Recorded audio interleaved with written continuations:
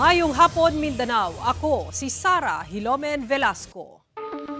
Big time oil price hike ipatuman na sugod ugma Marso 10. Sayron ta ang dugang detalye sa live report ni Jandy Esteban. Jandy?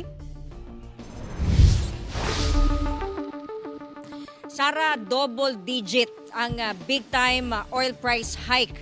17 pesos ngadto sa 24 pesos per liter ang fuel prices sugod ugma. Laing kalbaryo kay makaapekto sab kini sa singil sa kuryente.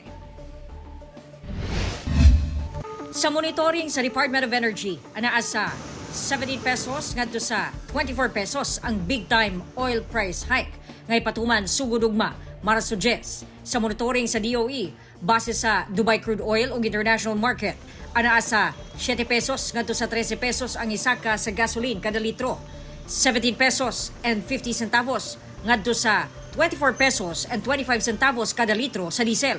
Samtang 32 pesos ngadto sa 38 pesos and 50 centavos sa kerosene matag litro. Giklaro sa DOE nga dili nila ma-regulate ang presyo sa petrolyo tungod deregulated kini. Apan nagasumiti kanila ang mga kumpanya og nasabutan nga dili one time ang bagsakan sa taas presyo apan stagger nga magsugod ugma hangtod Lunes sa sunod semana.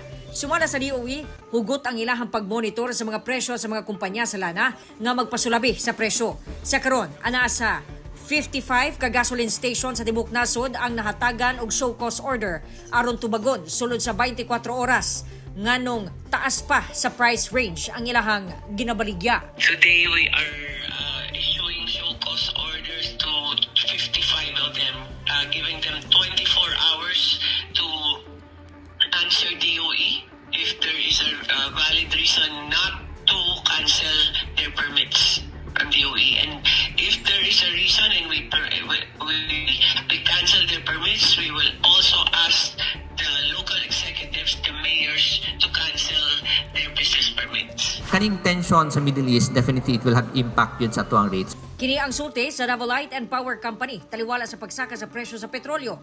Sagad manggod sa ilahang tinubdan gikan sa mga coal power plant. Ang pagpalit og coal ug ubang fossil fuel nga mo'y mumugna og kuryente, ang presyo niini magdepende daw sa presyo sa world market. Kung mahal ang palit, musaka ang generation charge. Rason nga mumahal ang singil sa kuryente. Ang generation charge, again, these are kanang ganing pasaka naog ni siya. Depende gid sa price of fuel sa world market. Wala pa sab daw kasiguraduhan sa karon kung pila ang iusbaw sa singil. Magdepende pa sab daw sila sa presyuhan sa USM kung wholesale electricity spot market. Diin gakuha og supply ang Davao Light. Kung USM magudsoryahan nato, muna siya nagatig advantage siya kung ubos iyang presyo saka dito ta makuha. Imo to ginanguna natong dispatch. Kay para dili pud mamudako ang atong overall electricity rate. Now as to the amount kung pila di kita ka-determine pa na sa pagkakaroon. It could be April ang impact ana niya. Sara, sumala sa Davao Light and Power Company nga ang billing from February 11 hangtod March 11 medyo ubos-ubos pa ang singil kay anaa pa man sa kilowatt per hour nga 10 pesos and 30 centavos. Pero later than that mas mabati na ang epekto sa pagsaka sa fuel prices ngadto sa singil sa kuryente. Sara. Okay, daghang salamat, Jandy Esteban.